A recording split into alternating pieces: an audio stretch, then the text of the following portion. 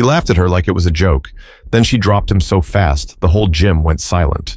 You ever walk into a place and instantly feel like you're not supposed to be there? That was how Danika Miles looked standing at the edge of the mat that afternoon. Gym was packed, shoulder to shoulder. The air smelled like sweat, chalk, and hot dogs someone was selling out of a crock pot in the hallway. Folding chairs scraped the hardwood floor. The crowd wasn't here for peace or sportsmanship. They wanted to see people get hit. Hard. This wasn't the kind of tournament where you see fancy production or flashing lights. It was raw, loud, open invite. If you signed a waiver and had a mouthguard, you were in. It was in Jackson, Mississippi, at an old rec center with a busted scoreboard and faded banners still hanging from 1997. There were teenagers fresh out of high school fighting 30-year-olds who looked like they'd been training in basements. People shouting, laughing, gambling quietly behind the bleachers. Real fight fans, no one fake, in that room. Danica showed up alone. She wore a gray hoodie with sleeves rolled up and gym shorts that didn't match. Her sneakers were worn at the heel, laced tied tight. No coach, no entourage, not even a water bottle. Most folks figured she was someone's sister or girlfriend, until she walked over to the sign-in table and spelled her name out, slow and clear. Danika Miles, 132 pounds, no corner. The organizer, a dude with a clipboard and a lip full of dip, blinked. You sure you want to do this? She looked him in the eye. Yeah, I'm sure. He shrugged. All right then. See, the thing is, Danica didn't look like trouble. She was about 5'2", brown skin, short locks pulled back, kind of quiet face. The kind of woman you'd see bagging groceries or walking out of the DMV, earbuds in, minding her own. But sometimes the people who say the least have the most to say when it counts. She sat on a bench near the wall while two guys threw wild haymakers in the ring. People were screaming like it was a title fight. Blood hit the mat. Someone's cousin yelled, "He don't want it! He don't want it!" Danica barely glanced up. They called her name over the speaker. Danika Miles versus Logan Rice. 5-minute round, one match. She stood, pulled off her hoodie, and walked up like it was just another Tuesday. That's when heads started turning. Logan Rice was already standing inside the ring, tall, thick build, full sleeve tattoos, gloves already on. He was chewing gum, bouncing side to side, giving a little show for his crew standing near the back row. Logan was local, loud, known for knocking people out in under a minute and talking trash before, during, and after. He spotted Danica stepping up. Then he laughed. I'm not talking about a nervous laugh. This was full-blown, loud-as-hell laughter. The kind that says, "Are you serious?" He looked over at the ref, then at the crowd. Y'all got me fighting her? She looked like she worked the front desk, man. You for real?" Some folks laughed with him. Others didn't know how to react. There were a few awkward chuckles. A couple of dudes at the front just blinked, unsure if it was funny or straight disrespect. Danica didn't say a word. She stepped between the ropes, touched gloves with Logan, then backed into her corner like she'd done it 100 times before. But if you were watching close, if you really paid attention, you'd see her left foot slide behind her right. Just a tiny movement, a habit, a reflex. The stance wasn't random. That was a fighter's posture, and Logan didn't notice. But he would. The ref gave the usual quick rundown. No elbows, no knees to the head, clean breaks, 1 5-minute round. But no one really listened. They were watching Logan smirk and roll his neck like he already knew how this would go. Danica stood still, quiet. Her hands relaxed at her sides. No bouncing, no flexing, just breathing. Someone in the crowd shouted, "Hey Logan, don't hurt her too bad." He grinned, raised his gloves, and winked. Danica didn't blink. The ref looked at both of them. "Ready?" Danica gave a small nod. Logan clapped his gloves together. "Let's go, baby girl." Bell rang, and just like that, the room changed. Logan came in fast, throwing a lazy jab, testing her, not even trying to land. He wasn't trying to win yet. He was trying to clown her, show off. He dropped his hands and danced to the side. Danica pivoted. She didn't chase. She didn't bite. He flicked another jab. "Come on, little lady. Hit me with something." She circled him, light on her feet. Hands up now, chin tucked. No wasted energy. Her eyes were locked on his hips, not his face. She wasn't watching his mouth. She was watching the part of his body that would tell her what he was about to do next. And right then, Logan got annoyed. He darted in with a quick hook, meant to scare her. But she slipped it, barely moved, just a small lean and a twist of her shoulder. It didn't even look like a dodge, more like an exhale. The crowd started to notice. Someone said, "Yo, she moved like she'd been doing this." Logan kept swinging, not full power yet, just pressure, just noise, but he couldn't touch her. Every shot came up short. Every combo ended in air, and Danica still hadn't thrown a single punch. Logan backed off, breathing heavier than he should have been 2 minutes in. "You scared?" he called out. Danica didn't answer. He stepped forward again, this time more aggressive. He launched a wild right hand. That was the mistake. Danica ducked under, stepped in close, and tapped his ribs with a sharp left. Just one pop. The sound echoed, not loud, but clean. Logan froze for a split second. He didn't like that. "She hit me?" he said, laughing it off, but blinking fast. Danica moved away before he could counter, still calm, still quiet. The crowd murmured. Nobody was laughing now. His corner shouted, "Pick it up! Stop playing with her!" Logan snarled, "I bet." This time, he came in with real intent. Fast footwork right into a hard cross. He was strong, no doubt about that, and big, but he was sloppy, angry now. Danica spun, ducked, and slid to the side. Smooth. Then she threw her first real strike, spinning back kick. It came out of nowhere. 1 second she was gliding past him, the next, thud. Her heel caught him clean in the liver. He grunted and stumbled, eyes wide. Before he could recover, she swept his front leg with a low kick. Perfect angle. Perfect timing. Boom. He hit the mat. The whole gym went silent. No music, no shouting. Just people trying to figure out what they just saw. Logan stayed down, one glove on his side, mouth open, eyes blinking. Danica stood a few feet away, hands still up, breathing even. She didn't taunt, didn't cheer, didn't flinch. Someone in the crowd whispered, "Yo." She dropped him. Another voice, louder, "Who is she?" But that was just the beginning. People kept staring like they were waiting for someone to yell, "Cut! That's a wrap!" Like it had to be staged. Like there was no way that just happened for real. But Logan Rice was still on the mat. And Danika Miles? She was already walking back to her corner, not a smile on her face, not a trace of ego in her step. To most, this was an upset, an embarrassment, a freak moment. But to Danica, it was just muscle memory, years of it. See, Danica didn't come from money. She grew up in Toledo, Ohio, in a 2-bedroom apartment that always felt cold, even in the summer. Her mom worked double shifts at the VA hospital, and her dad? Gone before she could spell his name. Danica was the kid who kept her head down, didn't talk back, always watching, always quiet. But inside, she was stacking up a storm. 1,000 little hurts that had nowhere to go. She joined the Army at 18. Not because she wanted to serve. She needed an escape, a roof, 3 meals a day. They put her in combatives. Some folks picked it as a joke. She picked it like her life depended on it. First time she stepped on the mat in basic, a guy twice her size tried to toss her around like a rag doll. She didn't panic. She stayed low, waited for his hips to shift, then dragged him down like she was putting out a fire. The instructor stood over her, eyes wide. "Where'd you learn that?" She shrugged. "You said don't let him get behind me." They started calling her Shadow. Not just because of her size, it was how she moved, how she slipped through pressure without making a sound. You wouldn't notice her until you were already in trouble. By the time she left the Army 6 years later, she had 2 deployments behind her and a scar on her right shin from a roadside blast that almost tore her leg open. Doctors said she might walk again. She said she'd fight again. And she did. She rehabbed in silence. No pity parties, no social media posts. She just worked. Hours of tape, hours of drills. One gym, then another. Some wouldn't take her seriously. "You sure you're in the right place? You trying to lose weight or learn to fight?" She never answered. She just showed up again the next day. Eventually, people stopped asking.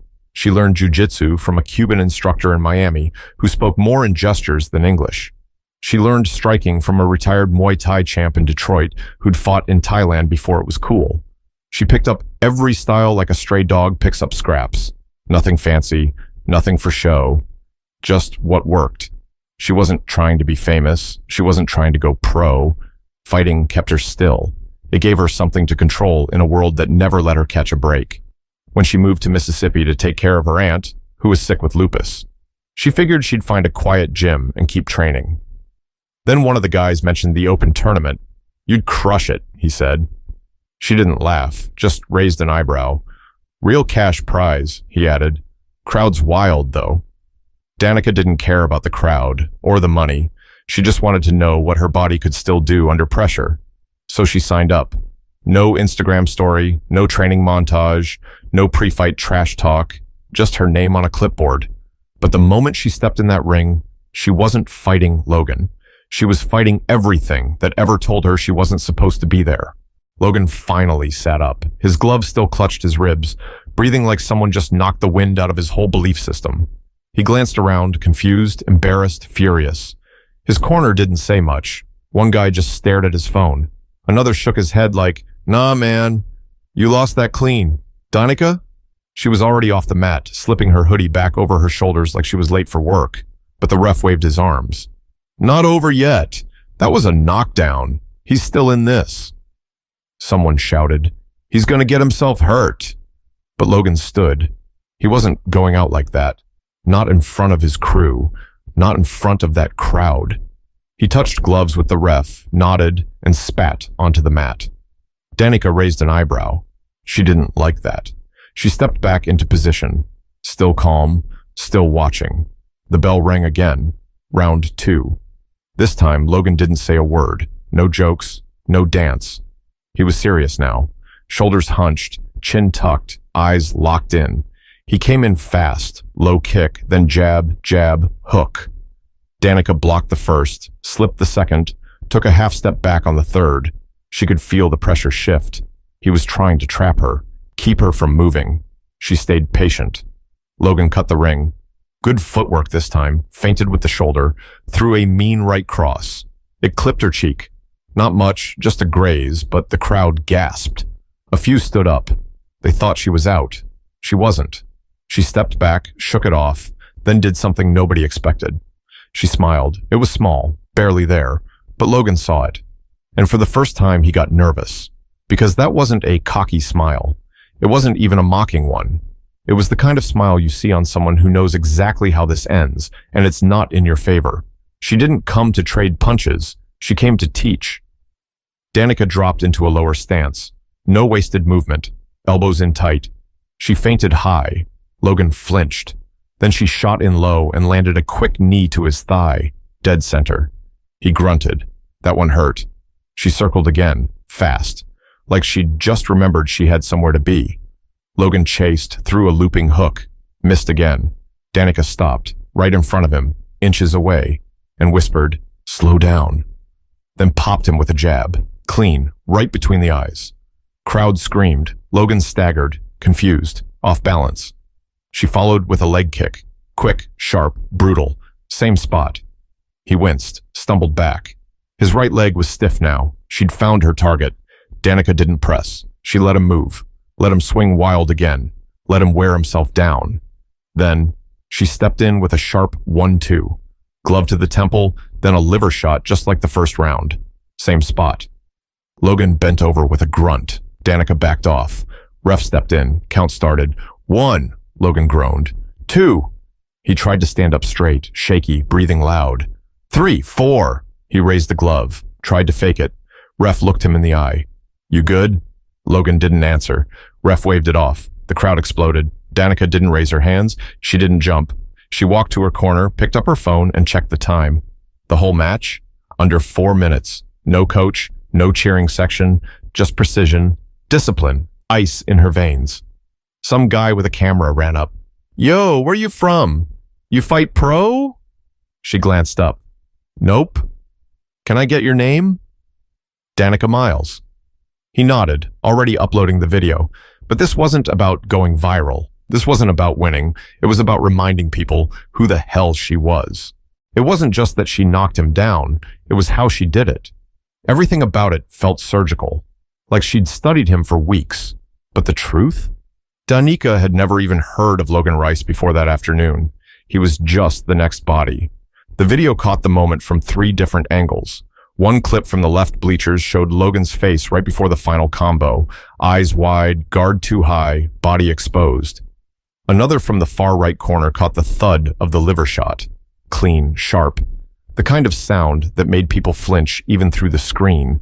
Within an hour, it hit Instagram, then TikTok, then Twitter. By evening, the clips were everywhere. The caption? He laughed at her. She sent him to the floor. The comments blew up. She cooked him like it was personal. Tiny but terrifying. She made him humble in under 5 minutes. But Danica didn't post a thing. She didn't tag herself, didn't respond. She didn't need to. She sat in her aunt's living room later that night, heating up leftovers. Her body ached, her knuckles were raw, but she didn't look tired, just quiet. Her aunt, Miss Ruby, peeked over her glasses. "You win?" Danica nodded. Miss Ruby sipped her tea. "You make that fool cry?" Danica smirked, just a little. Close. The next morning, she went back to work at the auto shop down the road. Same hoodie, same pace, no one recognized her until lunchtime. "Yo, you that girl from the fight?" one of the guys asked, holding his phone up. "You folded that dude." Danica wiped grease off her hands. "You need your brakes done or not?" He laughed. All right. But it didn't stop there. Calls started coming in. Local news, amateur fight leagues, a podcast or two. People wanted interviews, wanted her story. Danica ignored most of it, because for her, it wasn't new. She'd been doubted her whole life, overlooked, talked down to. She'd heard every version of, "You're not built for this," there was. When she walked into rooms, people sized her up wrong. When she opened her mouth, they tuned her out. But none of that mattered when the bell rang. None of that mattered when her fist connected and they remembered. Power doesn't always look like what you expect. Logan, meanwhile, went quiet. He didn't post for 3 days. Rumors flew that he deleted all his fight clips. Some people defended him, said he wasn't ready, that he didn't take it seriously. Others said he deserved it for underestimating her. But the truth? He knew what happened. He felt every second of it. And he couldn't stop thinking about that smile. That one little smirk she gave him, right before she dismantled him in front of everyone. Word around town was, he started training again. Like, really training. Not just lifting weights and running sprints, but technique, footwork, sparring, humble stuff. Because sometimes it takes getting dropped by someone you thought was beneath you to realize you've been lying to yourself the whole time. Meanwhile, Danica's name started getting whispered in gyms she'd never been to. "You see that girl from Mississippi? The one who dropped that dude like a sack of bricks?" "Yeah, her. She real." But Danica didn't chase it. She kept showing up to the gym when she could, kept working, kept quiet. No big plans, no sponsorships, no dreams of the spotlight. She didn't need to be a champion. She just needed to remind herself, now and then, that she still had it. That she could still walk into a room, be doubted by everyone in it, and leave them all speechless. But it wasn't just the fight they remembered. It was the silence that followed. The tournament moved on, match after match. More fighters stepped onto the mat, more punches flew, more yells filled the rec center. But it didn't feel the same. Everyone kept glancing toward the corner where Danica had been sitting. Empty now, she was gone. No victory lap, no post-fight celebration. Just a quiet exit through the side door, slipping out before her name became the center of every conversation. Still, her name was everywhere. By the next morning, the video had hit over 2 million views. Fight accounts reposted it with slow-mo breakdowns. Commentators who never once set foot in a gym were suddenly calling her technique flawless. Some even questioned if Logan threw the fight. That's how clean it looked. But people who knew, the ones who'd been hit before, who'd trained, who'd bled, those people saw it for what it was: experience, patience, and discipline dressed in quiet. At a gym in Wichita, Kansas, 2 brothers paused their sparring to watch the clip again. "Yo, she read him like a book," the older one said. The younger nodded. "That boy didn't stand a chance." Back in Mississippi, Danica kept her routine. Wake up, check on her aunt, walk to the shop, fix what was broken, go home. But the world didn't let her stay invisible anymore. A reporter from a local station stopped by the garage. He was young, nervous, holding a small camera. "You're Danika Miles, right? From the fight?" She looked up from under the hood of a 2006 Toyota Camry. "Yeah. Mind if I ask a few questions?" She wiped her hands on a rag. "You recording already?" Yeah. Is that okay?" She sighed. "Make it quick." He asked about the fight, her training, her past. She kept the answers short. Then he asked the one thing everyone wanted to know. "Why didn't you say anything back? When he laughed at you, when he mocked you, why didn't you respond?" Danica paused, looked him straight in the eye. "Because if I had, that's all anybody would have remembered." That clip alone hit harder than any punch. It spread just like the knockout did. Back in his own world, Logan finally broke his silence. Not with a post, not with a speech, just a quiet video from a small gym in Mobile, Alabama. No background music, just him, in front of a heavy bag.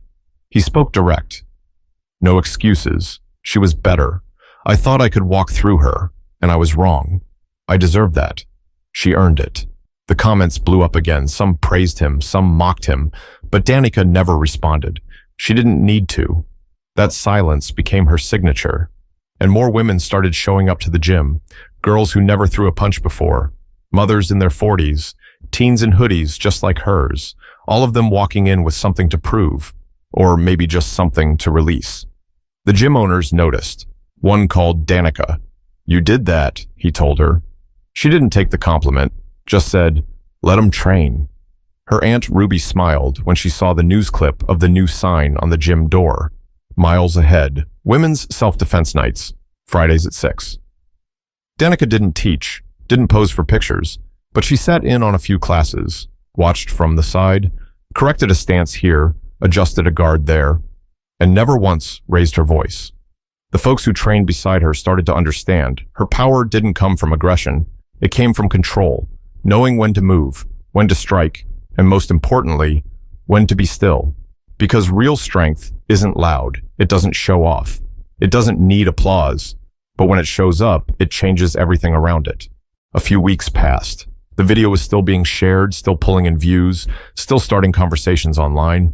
But for Danika Miles, life went on. She didn't chase the spotlight. She didn't sign deals or buy new gear. She was still showing up at the shop on time, still checking in on Miss Ruby, still walking around like nothing had changed. But something had, because the world had finally noticed someone like her, someone they'd all overlooked until she forced them to look closer. Logan Rice eventually asked for a rematch, quietly, through the gym owner who'd first invited Danica to the tournament. She said no, not out of fear, not out of pride, but because she didn't need to prove anything twice. Logan took it with a nod. No pushback, just respect. Then, one Saturday afternoon, Danica was grabbing groceries at the local Dollar General when a little girl, maybe 10 years old, stepped in front of her near the freezer section. "You're the fighter, right?" Danica looked down. The girl had wide eyes and braids with red beads. She was holding a frozen pizza in both hands. Danica nodded once. "Yeah." The girl grinned. "You beat that big guy. Mama showed me on her phone." Danica chuckled just a little. "Yeah, I remember." "You think I could do that one day?" Danica crouched to her level, looked her right in the face. "You already could. You just gotta learn how to stand still when people try to shake you." The girl didn't totally get it, but she smiled anyway. Behind her, a woman in scrubs gave Danica a grateful glance. That moment stuck. Not the punches, not the viral clips, but that small connection, that spark of belief passed on like a quiet torch. It wasn't about fighting. It was about presence, about not letting the world tell you who you are just because you don't look like their idea of strength. Danica's story isn't about revenge. It's not about showing off. It's not about shutting someone up with violence. It's about the people who carry power in silence. The ones who let their actions speak so loud, no words are ever needed. It's about women who've been underestimated their whole lives, until they're standing over someone who finally learned their lesson. And it's about the rest of us, how we judge too quick, laugh too soon, write people off without ever knowing what they've been through. We all know a Danika Miles. Maybe you are a Danika Miles. So next time someone sizes you up too fast, brushes you off, underestimates what you're capable of. Don't flinch. Don't fight with your mouth. Fight with your focus. Keep training. Keep showing up. And when the moment comes, when the world is watching and the noise is loud, you won't need to raise your voice. Your work will speak for itself. Let this be a reminder. Strength isn't always loud, and real power doesn't need permission to exist. If this story moved you, hit that like button, share it with someone who needs to hear it, and drop a comment if you've ever had to prove somebody wrong just by being you. Until next time, stay sharp, stay grounded, and remember, it's not about the size of the fighter, it's about the size of what they've been through.